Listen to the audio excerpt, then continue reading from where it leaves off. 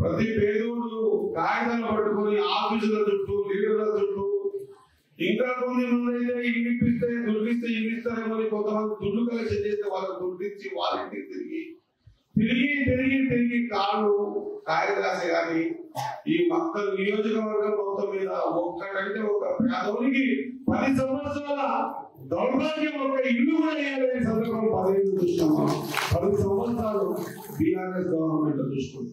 ఎవరికైనా ఇల్లు వచ్చిందా ఒకసారి చేయలేపండి. ఎవరికి ఇల్లు వచ్చిందా ఒక పేదోనికి? ఈ పేదోళ్ళు పైన కనిపించలేదా?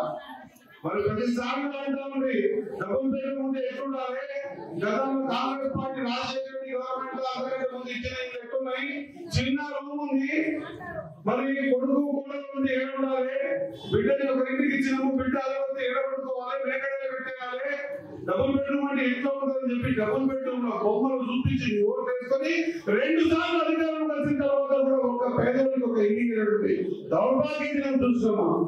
బాధపడ్డాం, ఏడ్చినాం, అడుక్కున్నాం, కాలు కూడా నొక్కినాం, కానీ కలకరించలేదు. ఒక పేదోడికి ఇయ్యలేదు. నేను అనుకుంటా ఈ ఇళ్ళకే మంచిది పోయిపోతుంది. నాకైతే ఆశయంగా మీద ఇచ్చే అవకాశం దొరికింది. ఈ రోజు ఏం ఇస్తా ఉన్నాం?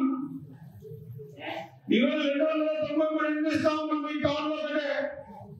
మొత్తం నియోజకవర్గం అంతా చూస్తే 3500 ఇంటి ఇస్తా ఉన్నాం. ఎంత దాని విలువ?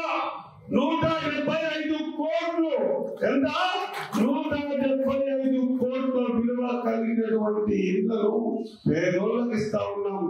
ఎక్కడ కూడా ఈ నియోజకవర్గంలో కాంగ్రెస్ పార్టీ కార్యకర్తలు కానీ ఆఫీసర్స్ కానీ ఏ ఒక్కరి దగ్గర చేయి సాపకుండా 10 రూపాయలు కాదు, రూపాయి కాదు, ఛాయ్ కూడా తాగకుండా పేదోడిని గుర్తించి ఆ పేదోడు ఏ విధంగా ఉండాలి?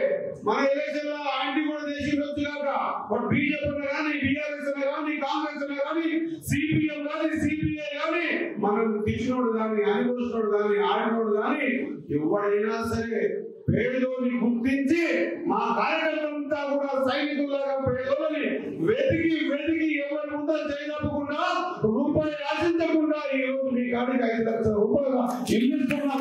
ఇది గుర్తుపెట్టుకోవాల్సిందిగా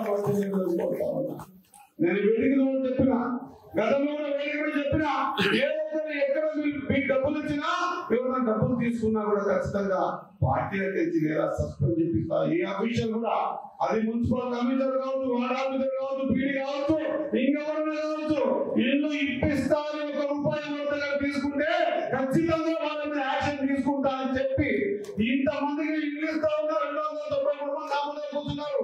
నా అక్క చెల్లెలు మంచిగా చేయబెట్టుకుని చెప్పండి. ఎవరైనా మీ ఇళ్ళ కోసం 1 రూపాయి ఇచ్చిందే చేయలేపడాల్సిందిగా అందరితో కోరుతా ఉన్నా.